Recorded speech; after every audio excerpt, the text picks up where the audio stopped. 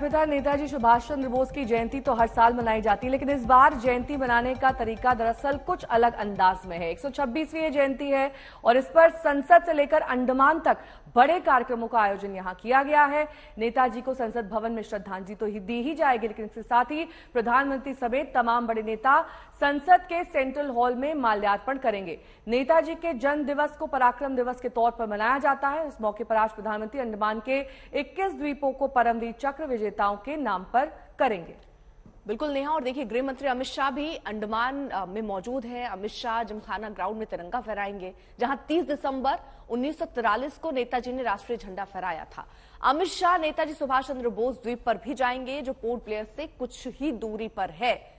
उस बीच संघ प्रमुख मोहन भागवत कोलकाता में नेताजी को श्रद्धांजलि भी दे रहे हैं। भागवत का प्रोग्राम तब विवादों में घिर गया जब नेताजी की बेटी अनिता बोस ने ये कहकर सबको चौंका दिया नेहा कि नेताजी संघ के विचारधारा के खिलाफ थे। बिल्कुल, इससे पहले भी उन्होंने यही बात स्पष्ट की थी कि नेताजी को संघ की विचारधारा से दूर रखा जाए। वो लेफ्टिस्ट थे, उनकी विचारधारा भी लेफ्टिस्ट थी। आज दोपहर 12 बजे ममता बनर्जी का भी नेताजी की जयंती पर कार्यक्रम है।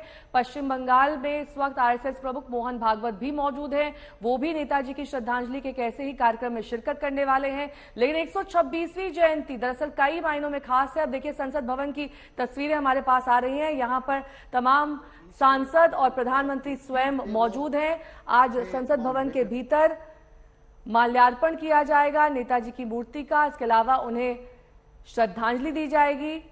परमवीर चक्र विजेताओं के नाम पर 21 द्वीपों का नामकरण भी आज ही के दिन किया जाएगा। एक अहम भूमिका नेहा उन्होंने देश की स्वतंत्रता के आंदोलन में निभाई थी। 23 जनवरी 1997 में उड़ीसा के कटक में उनका जन्म हुआ था, और वो नारा तो आपको याद ही होगा, तुम मुझे खून दो मैं तुम्हें आजादी दूंगा। ये नारा नेताजी ने स्वतंत्रता की लड़ाई में आम लोगों तक, जन जन तक पहुंचाया था। एक अलग तरीके का जोश उस वक्त आम लोगों के मन में था, और ये नारा मुझे लगता है हर भारतीय को याद भी है।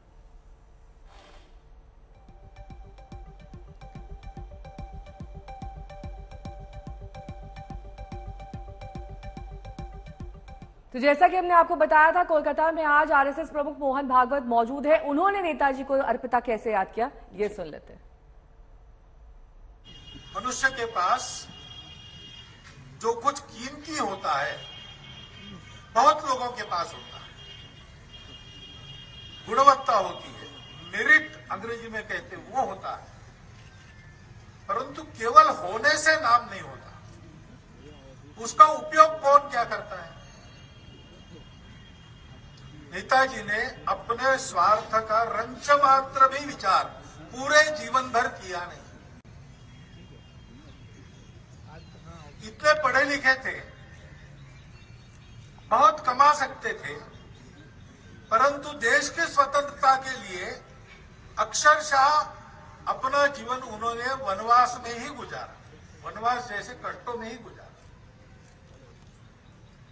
कितने बार जेल में गए, देश से बाहर जाना पड़ा, सेना बनाकर लड़ना पड़ा। सारा जीवन एक अग्निगर्भ तपस्या है, और ये तपस्या हंसते हंसते उन्होंने पार की।